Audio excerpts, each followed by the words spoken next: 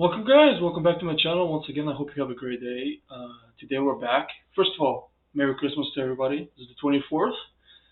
Uh, yeah, I hope you have a great day. Merry Christmas. Have fun with your families. Today I'm going to be reacting to how did the United States fail in Vietnam. It's a video that was recommended by a subscriber. Uh, yeah, this looked pretty interesting. Leave a like if you like, and let's go. I'm Griffin Johnson, the Armchair Historian. Today's episode, How America's Mission in Vietnam Failed. This video is sponsored I'm gonna by skip this Westmoreland. ad. More on that later. Never mind. Never mind.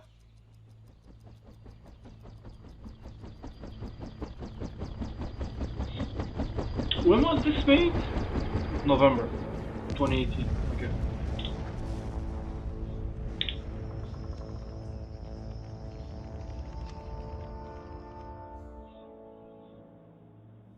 Good morning, Vietnam, and everywhere else. The Vietnam conflict is one of the most controversial chapters in U.S. history and helped define an entire generation. Its enduring notoriety can be traced to a number of factors. These included unprecedented media coverage and widespread distrust of the American government. To help understand this watershed moment, we're asking the question of how a global superpower suffered such a humiliating defeat. Before we talk about America's defeat in Vietnam, we'll have to talk about Vietnam under French rule, which started in the latter half of the 19th century.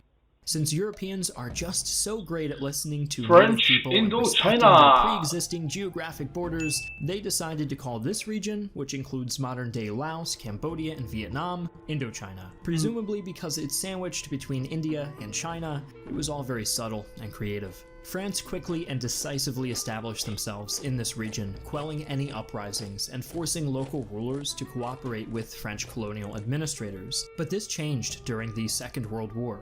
In 1940, France was occupied by Germany, leaving their colonial territory largely undefended, and Japan was quick to seize this opportunity. Some initially saw the Japanese as Asian liberators, but were quickly disillusioned by the sheer brutality of the new regime, and nationalist sentiments began to sweep the nation, calling for self-governance. Once the Allies had secured victory in 1945, the French returned to Indochina, and everyone was just so happy to see them, especially the Vietnam Independence League, or Viet Minh. This group of armed insurgents was led by the once exiled intellectual Ho Chi Minh, who was staunchly anti-colonialist. Jesus Christ, the guy Ho Chi Minh really, earned his place as ruler of Vietnam when you think about it. What I mean by that is that the guy fought the French, then fought the Americans, and then I don't know if he survived all the wars, but he ended up becoming. Did he become president for life? Well, there's a city named after him, so I don't know.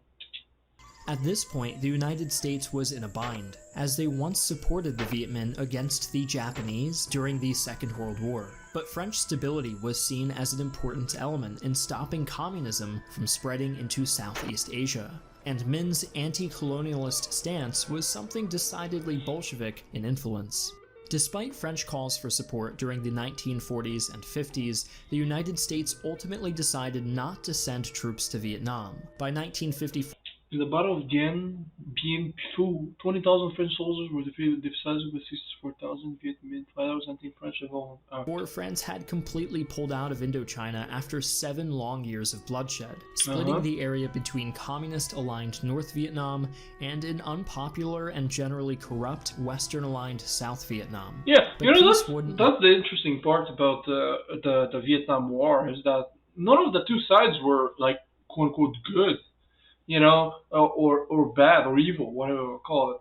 They were, basically, those are the wars that I enjoy the most, which are gray. They're gray. Whoever wins, wins. There's no like, oh, we conquered evil. No, you won. Okay, let's not get ahead of ourselves. You won.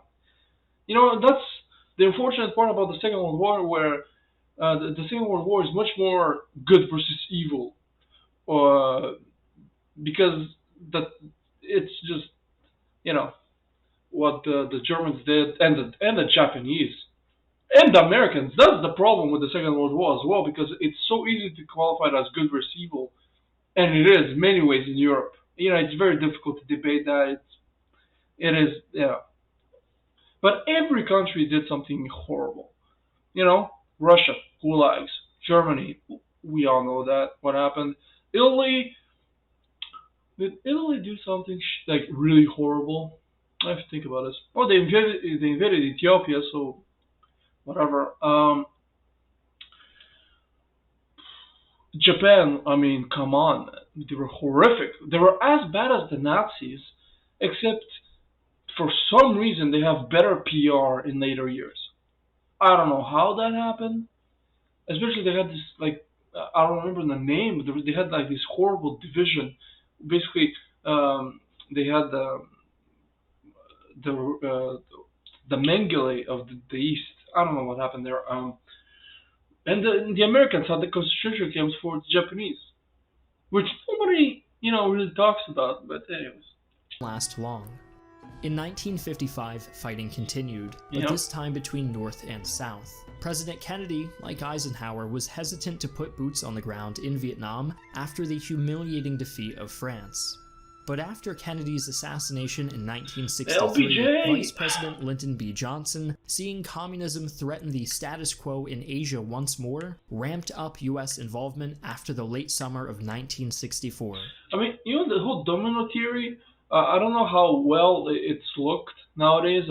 Whenever I hear about it, it's always said with derision. But doesn't it have a point though? Kinda, or is it more out of fear that if Vietnam falls, Laos will fall, Cambodia, and all the other countries will inevitably switch governments? I mean, it's very simplistic. Why would one country change a regime unless there's an invasion or something like that? When it was claimed that 2 U.S. ships that If you don't want the countries to fall to communism, just guarantee their independence. were aiding the South Vietnamese military came under attack by communist forces in the Gulf of Tonkin. Congress soon gave President Johnson the authority to send U.S. No. troops, and by early An event 1965, staged to start a war. Can you sense the sarcasm here? thousands were deployed. Now that we know why exactly America found itself in Vietnam, let's find out how it all went wrong. The American soldiers in Vietnam were fighting 2 enemies, whose battle tactics were well honed through years of combat against the French and Japanese. The first were southern insurgents called the Viet Cong, and the second were the more organized North Vietnamese Army, or NVA. The NVA was well supplied by the Soviet Union and China, and fought with aggressive guerrilla tactics that the US was in most ways unprepared for.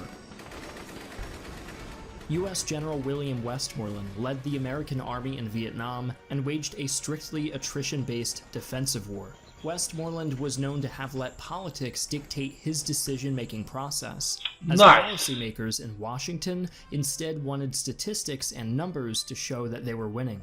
Success was measured by body counts, but counterintuitively, the more bombs that were dropped and the more people that were killed, the more support the North Vietnamese gained. The US was attempting to wage a conventional war, as they did in Korea, but the non-uniformed Viet Cong were highly mobile and unidentifiable, avoiding direct confrontations whenever they could, relying on ambushes, booby traps, and similar tactics to grind at US morale. The result of this strategy was that there were no actual front lines. While the Viet Cong frustrated US troops in the south, the NVA commander, Vo Nguyen Giap, also knew that a conventional war was impossible to win, and focused on winning over the people through an extensive propaganda network. He is quoted saying, "Do not fear the enemy, for they can only take your life. Fear the media far more, for they will destroy your honor." The Americans, meanwhile, believed that their attrition strategy was successful, and Westmoreland was predicting an imminent end of the war. But unbeknownst to him, Vietnamese forces were effectively using the Ho Chi Minh Trail to move large amounts of supplies through neutral Laos, despite being bombed almost every hour. By 1968, the US illusion of imminent victory was shattered by the Tet Offensive. The brutal campaign saw over 80,000 NVA and Viet Cong troops attack more than 100 cities throughout the country, including the South Vietnamese capital of Saigon. Much of the fighting, such as in Hue, became the war's bloodiest battles. Despite launching such an ambitious attack, the NVA made few if any tangible gains, but it struck a devastating blow to American morale. Not only back in the United It's important to know that in almost every conventional battle, the U.S. won. Of course, if they lost in conventional warfare, I mean, States, but also in the field. At home, the leaking of the Pentagon Papers also dispelled any justifications for the war and revealed atrocities such as the My Lai massacre, further increasing an anti-war sentiment across the country. And a so-called credibility gap began to grow between... I don't know anything about the My Lai massacre, but just the word massacre, it doesn't sound too good. Yeah. In war, the problem with war is there are different people. It's not like one guy who's involved in the war. Maybe even if he's like the president or the, prime minister, whatever. There are multiple different generals, colonels, soldiers, and a lot of those soldiers and people, they're not like, I won't say honorable, but maybe they're psychopaths, man. They're people who, or maybe they're extremely pragmatic and cynical. They're like, I'm gonna kill all those kids and children, and women to what? I mean, I don't know. I don't know anything about this, but maybe to teach, the locals a lesson, maybe.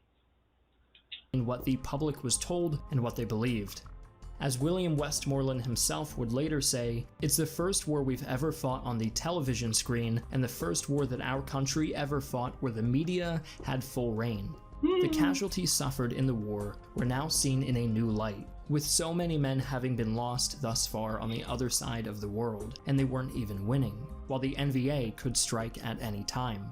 Faced with a crushingly negative public opinion, the American government was forced to withdraw the nation's forces in 1973, and 2 years later, the NVA finally captured Saigon, ending the conflict. Yep. Now a word from our sponsor, Is this it? Is this the end? Yeah, this is the end. Well, it was a huge overview. I mean, he didn't really get into any, any detail. What was interesting is that, I mean, how many years? Like, basically, what I'm starting to realize is that the U.S. hasn't really been at peace since the Second World War, or since, let's say, the Korean War. Because you go Korean War, Vietnam, I need to think here, Iraq, then Afghanistan, or there was a war in Iraq, then then Kosovo, then Yugoslavia, then Afghanistan, then Iraq. I mean, and most of the wars they all lost. So what's that to say about American superpower? Guerrilla warfare, man. Even Napoleon succumbed to it. It's a bitch. It's really unfair when you think about it. You have a bigger army, more money, all that, and you lose. Like, okay, what the hell? Anyways, guys, I hope you like my reaction. This was very interesting. Very good video. A little light on the details for me, but granted, it's only 7 minutes. What do you expect? So yeah, if you like my reaction, leave a like. I'll see you guys next time. See ya.